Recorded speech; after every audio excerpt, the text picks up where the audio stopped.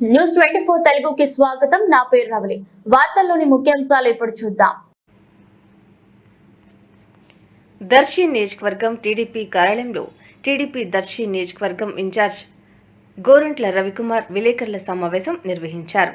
ఆయన మాట్లాడుతూ జగన్ పాలనలో రాష్ట్రం 30 సంవత్సరాలు వెనక్కి వెళ్లిందని, రాజధాని లేకుండా చేశాడని, ఉద్యోగ అవకాశాలు లేవని, ఇసుక మాఫియా జరుగుతుందని, చంద్రబాబు ముఖ్యమంత్రి అయితేనే అభివృద్ధి జరుగుతుందని తెలిపారు. ఈ కార్యక్రమంలో మాజీ ఎమ్మెల్యే పాపారావు, పార్టీ కార్యకర్తలు పాల్గొన్నారు. చిన్న చిన్న ఉద్యోగస్తులందరికీ కూడా ఫీజు రియంబర్స్మెంట్ ఇస్తూ ఇంటర్మీడియట్లో పిల్లల లిమిట్ లేకుండా అందరికీ స్కాలర్షిప్ ఇవ్వటం, డిగ్రీ ఇంజనీరింగ్ చదువుకున్న ప్రతి పిల్లలకి కూడా స్కాలర్షిప్స్ వచ్చాయి. ఈరోజు ఆంధ్రప్రదేశ్ ఏ కాలేజీలో చూడండి, గతంలో 80% మంది పిల్లలు స్కాలర్షిప్ పొందేవాళ్ళు. ఈరోజు ఈ ప్రభుత్వం వచ్చిన తర్వాత రకరకాల కోతల పేరుతో ఆ స్కాలర్షిప్ వచ్చే లబ్ధిదారుల సంఖ్యని 50% పడేశారు. అది కూడా ఫీజు రియంబర్స్మెంట్, విద్యా దీవెన పేరుతో కొత్త బటన్ నొక్కుతూ ఈరోజు కూడా ఏ పిల్లలకి సరైన స్కాలర్షిప్ లేవు. అలానే వసతి దీవెన పేరుతో 2 సార్లు ఇవ్వాల్సిన వసతి దీవెన గత 4 సంవత్సరాల నుంచి ఏ విద్యార్థికి కూడా 2వసారి వసతి దీవెన రాలేదు. ఈ ఫైనాన్షియల్ ఇయర్లో, అకాడమిక్ ఇయర్లో చూస్తే మరి ఇంతవరకు ఒక్కసారి కూడా విద్యార్థులకు స్కాలర్షిప్లు లేని పరిస్థితి. గత ప్రభుత్వంలో దాదాపుగా 16 లక్షల మందికి గ్రాడ్యుయేట్స్, పోస్ట్ గ్రాడ్యుయేట్స్ పిల్లలకి స్కాలర్షిప్లు వస్తే ఇప్పుడు అది కేవలం 8 లక్షల మందికి పరిమితం అయిపోయింది. అక్కడే మీరు లబ్ధిదారుల సంఖ్య అర్థం చేసుకోవచ్చు. అలానే డిగ్రీ ప్లస్ బీటెక్ చదివిన పిల్లలు పీజీ విద్యను అందించడం కోసం ఎప్పటి నుంచో 30 సంవత్సరాల నుంచి ఉన్న స్కాలర్షిప్ సిస్టమ్ అది. ఈ ప్రభుత్వం వచ్చిన తర్వాత పీజీ ఎడ్యుకేషన్కి స్కాలర్షిప్లు రద్దు చేసింది. అందులో దారుణమైన విషయం ఎస్సీ వర్గాలకు సంబంధించి ఎస్సీ ఎస్టీలకి స్కాలర్షిప్ సెంట్రల్ గవర్నమెంట్ ఇస్తుంది. ఆ సెంట్రల్ గవర్నమెంట్ ఇచ్చే స్కాలర్షిప్ను కూడా డైవర్ట్ చేస్తూ పీజీ విద్యార్థులకు ఎలాంటి స్కాలర్షిప్ లేకుండా రద్దు చేసిన దుర్మార్గమైన ప్రభుత్వం. ఈరోజు ఆంధ్రప్రదేశ్ ఎక్కడైనా కనుక్కోవచ్చు.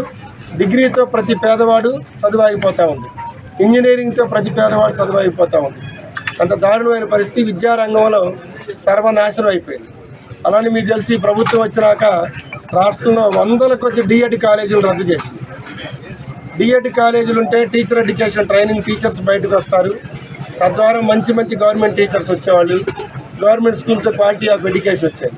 ఈ ప్రభుత్వం వచ్చినాక ఒక్క డిఎస్సి కూడా, మెగా డిఎస్సి అని చెప్పారు, ఒక్క డిఎస్సి కూడా వేయలేదు.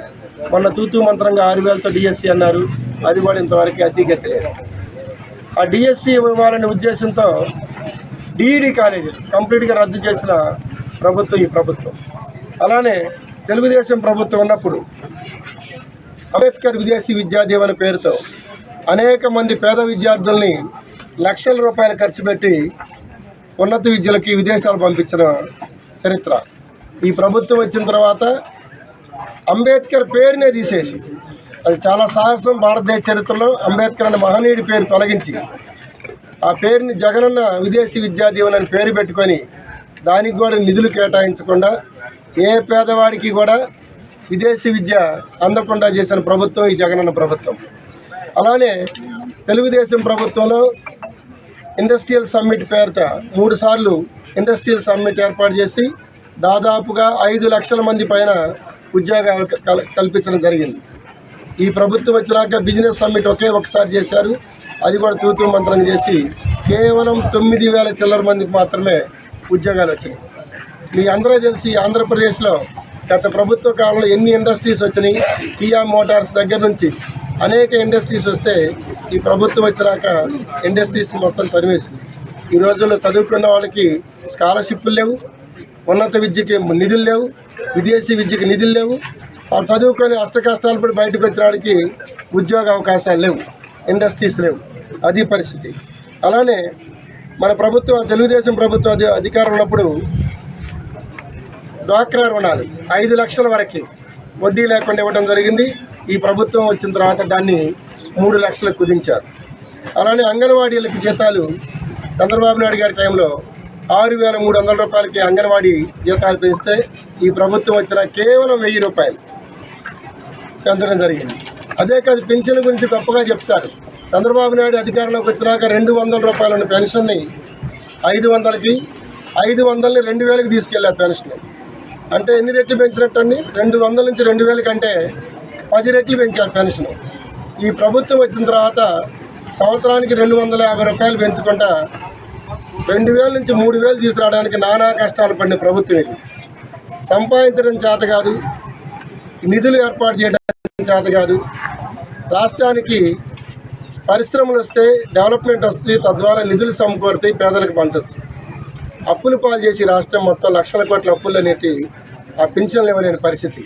రేపు తెలుగుదేశం ప్రభుత్వం అధికారంలోకి వస్తే ఏప్రిల్ నుంచే నెలకు 4000 రూపాయల పెన్షన్ ఇవ్వబోతా ఉంది.